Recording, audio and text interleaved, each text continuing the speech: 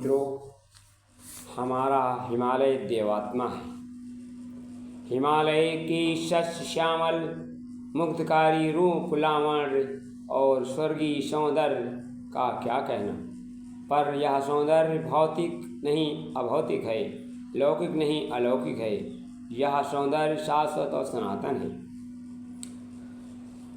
हिमालय भगवान शिव और पार्वती की लीला भूमि, स्वामी कार्तिकेय और भगवान गणेश का उद्भव स्थली है। कैलाश हिमालय का पावनतम शिखर है, जिस पर भवानी शंकर निवास करते हैं। वह स्वामी तुलसीदास जी ने स्पष्ट लिखा है, परम रम्य गिरिवर कैलासु, सदा यहाँ शिव उमा निवासु।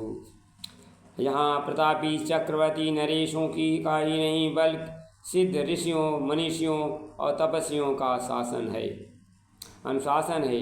माँ साधना के सच्चे सुरमाओं का समुचित मार्गदर्शन यहाँ अवश्य होता है। स्वामी सर्वेश्वरानंद जी का एवं महा अवतार बाबा जैसे महायोगियों के आशीष सच्चे युग साधकों को यहीं से मिलता रहा है।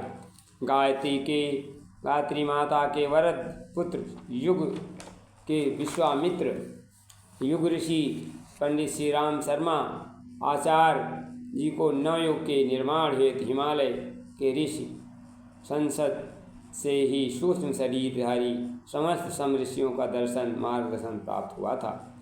भागीरथ प्रचंड तप सुरसर गंगा की स्वर्ग से हिमालय की पूर्ण धरा से उतरी थी। आचार्य शंकर, स्वामी विवेकानंद, युग ऋषि श्री राम शर्मा जैसे अन्य योगियों का आराध्य प्रेरणा से कठोर तप किया था। इसलिए हिमालय महानतम तपस्वियों के प्रचंड तपस्या साक्षी है।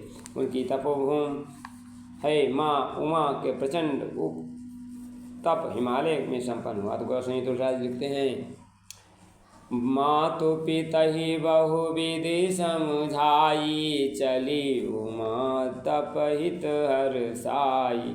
नित नव चरण उमज अनुरागा, बिसरी दे तपहि मनु लागा।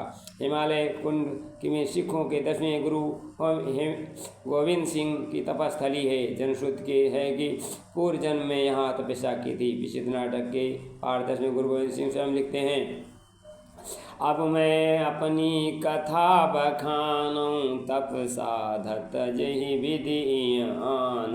हेम कुंड पर्वत है जहाँ, सप्त ब्रह्म संग शोभित है जहाँ।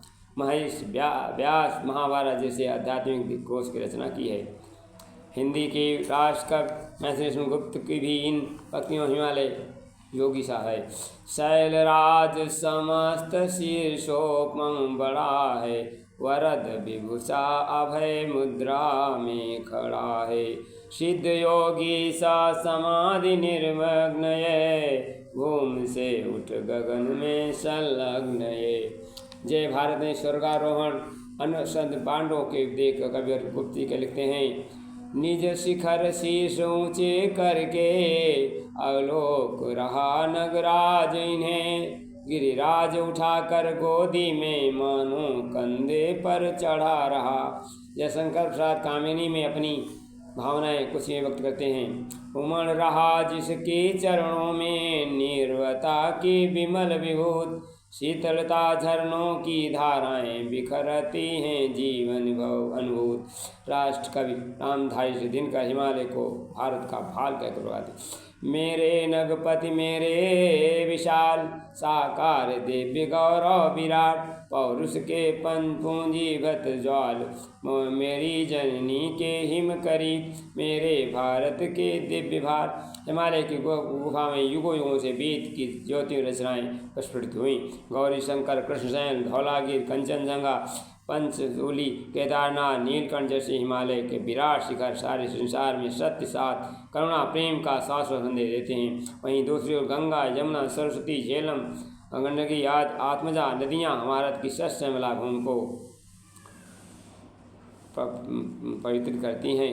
अस भारत की पूर्ण धारा में जन्म लेना एक बहुत बड़ा सौभाग्य माना गया है। अपने पूर्व जन्मों के तपस्वी संस्कारों के नैसर्गिक संस्मरणा हिमालय की तपों में रचना रुको में परिचित होने के कारण युग ऋषि परम पूज्य गुरुदेव बालावस्था से ही हिमालय को अपना घर बताते थे।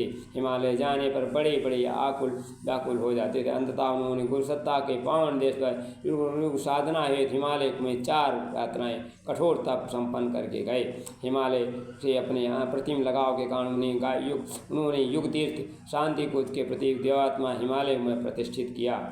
बैठकर हिमालय ऊर्जा अनुभूत कर सकें, हिमालयवासी दिव्य सत्ताओं को सतत संरक्षण प्राप्त सकें।